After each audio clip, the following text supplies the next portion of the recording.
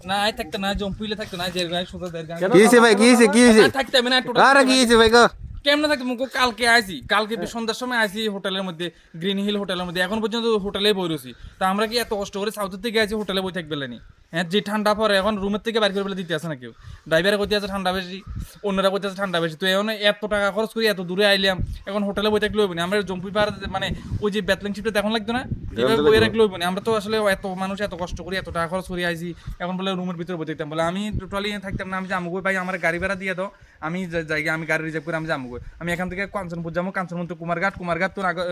তো সোজা আগরতলা যাবো আমার কাছে ভালো লাগে না আমি যাই তোমার কাছে টাকা থাকলে তুমি যাও গা আমরা কেউ যাইতাম না আমরা সবাই জম্পে যাবো অল্প অল্প দিয়ে দাও আমার কাছে টাকা আমার কাছে তোমার টাকা দেওয়ার মতো কোনো টাকা নাই আমি তোমার ভরসায় আছি ভাই তোমরা এখন আমার হোটেলের মধ্যে বইয়ে রাখছো এখন এদিকে হইব না আমরা যে টাইমে যাবো সেই টাইমে আমরা টাকা যাইতে হইব। আমার যে এখন যে কুয়াশা পড়তে আছে আমার যদি